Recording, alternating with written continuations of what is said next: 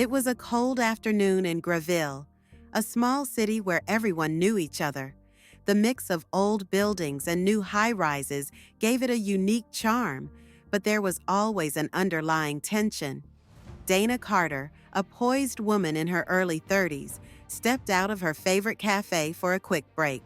As she walked toward her car, parked just a few feet away, she noticed two officers, Blake and Thomas, approaching.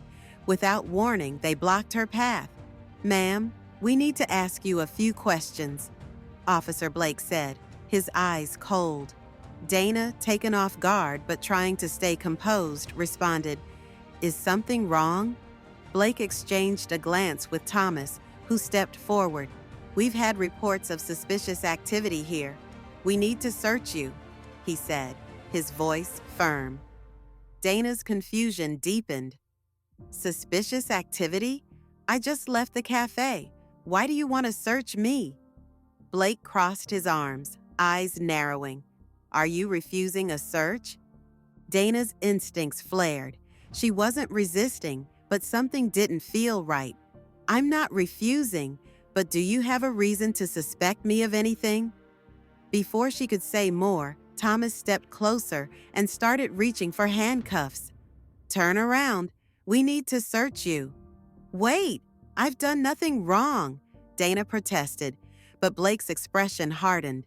"Turn around, ma'am. Don't make this harder." Passers-by hurried past, avoiding eye contact. Dana, humiliated and confused, reluctantly turned. The cold metal of the cuffs snapped on her wrists as Thomas aggressively searched through her coat and handbag. The humiliation was intense, but Dana held her ground, trying not to show how much it hurt. After a thorough search, Blake sneered, "You sure you're not hiding anything?" Dana, trying to stay calm, replied, "I'd like to call my husband." Blake scoffed. "Oh, really? Go ahead. Let's see who he is." With her phone now free, Dana dialed. It only rang twice before Ethan's voice came through. "Dana, what's wrong?" "The officers, Blake and Thomas, they're searching me," she explained. "I haven't done anything, but they're treating me like a criminal." "I'm on my way," Ethan said, his voice hardening. "Stay where you are." Dana felt a rush of relief. Ethan was on his way. She stood tall, even though the sting of unjust treatment still burned. Moments later, a black SUV skidded to a halt. Ethan, the city's police commissioner, stepped out, his commanding presence unmistakable. The officers froze. They knew who he was. Blake stammered, "Commissioner Carter, we can explain." "Step aside," Ethan interrupted coldly. "Now." Blake and Thomas moved aside, clearly rattled. Ethan turned to Dana, his expression softening. "Are you okay?" "I'm fine," she said, though the weight of what had just happened lingered. Ethan's gaze sharpened as he turned to the officers.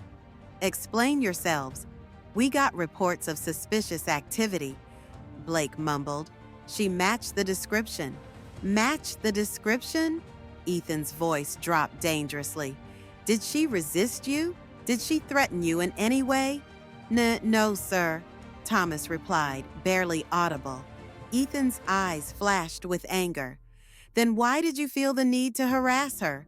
Was it because she's black?" Blake stammered. "We were just following protocol." Ethan's voice rose. "Your protocol is broken. You're about to face the consequences." As the tension built, Ethan pulled out his phone and dialed internal affairs. "Blake and Thomas are to be suspended immediately. They're under investigation," he said firmly. Blake's face turned pale. "Sir, we didn't mean—" "You didn't mean to?" Ethan interrupted, stepping forward. "Didn't mean to treat my wife like a criminal?" Thomas spoke up, his voice shaking. "It was a mistake, sir. We were just doing our job." "A mistake that could have escalated," Ethan shot back. "Is that your excuse?" As Internal Affairs arrived to take the officers away, Dana stood beside Ethan, watching. She felt a small sense of justice, but the pain of the experience would linger. Ethan turned to her, his voice soft. "I'm sorry you had to go through that." Dana gave a weak smile. "Thank you for coming. I didn't know what else to do." "You did the right thing," Ethan said, wrapping an arm around her. "And now they'll face the consequences." As they walked away, the people of Gravel watched. Word would spread quickly, a day when justice had been served, and a reminder that no one, not even the police, is above the law. And that was a lesson everyone in Gravel would remember.